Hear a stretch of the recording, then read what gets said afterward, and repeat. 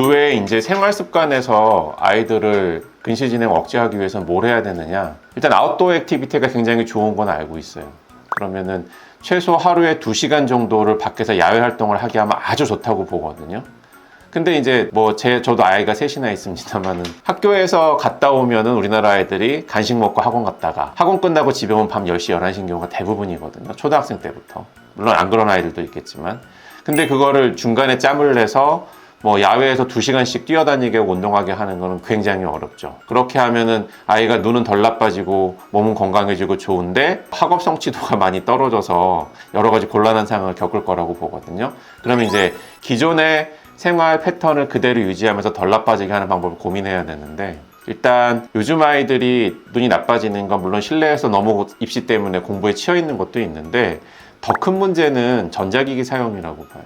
특히 태블릿이나 스마트폰을 굉장히 많이 사용하는데 근시진행을 진행시키는 가장 중요한 인자 중에 하나가 환경적인 요인 중에 근거리 작업이라고 봐요. 근거리 작업. 근거리 작업이라는 거는 물체를 30cm 이하로 보는 거를 얘기하거든요. 보통 스마트폰이나 태블릿은 이렇게 들고 보잖아요. TV도 보면 안 되냐? 그렇진 않죠. TV를 눈앞에 놓고 보지는 않으니까. 가장 큰 문제는 항상 들고 다니는 스마트폰이나 태블릿이 문제인 거고, 이거를 30분 이상 지속해서 보기 시작하면은 눈 안에서 근시진행을 유발하는 호르몬이 분비돼 갖고 그게 망막도파민의 활성을 억제하면서 근시진행이 유발되기 시작한다고 보고요. 한번 분비된 그 근시진행을 시키는 호르몬은 2-3시간 동안은 사라지지 않는다고 봐요. 그러니까 제일 안 좋은 게 공부할 때 습관도 자세도 중요한데, 학생들 보면은 이렇게 앉아서 책을 읽고 문제를 푸는 게 아니라 이렇게 엎드려서 보는 아이들이 굉장히 많거든요.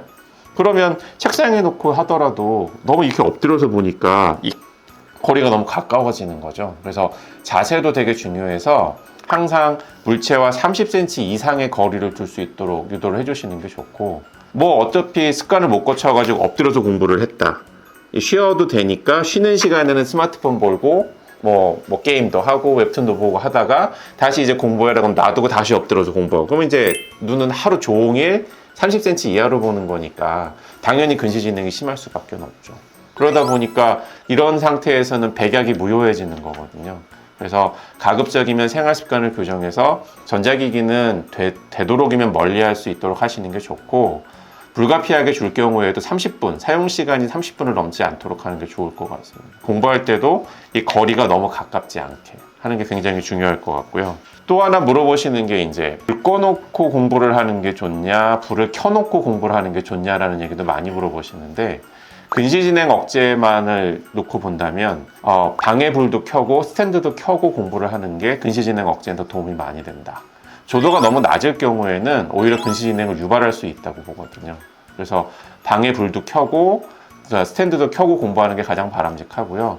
가끔 학생들 중에 이제 집중 잘 되라고 방에 불은 꺼놓고 흐릿하게 스탠드만 켜놓고 공부하는 경우가 있는데, 이거는 좋진 않고 근시진행도 유발하지만 눈 피로도도 훨씬 많이 유발할 수 있다고 보니까요. 방불도 켜놓고 공부하는 게 더 좋긴 하겠습니다.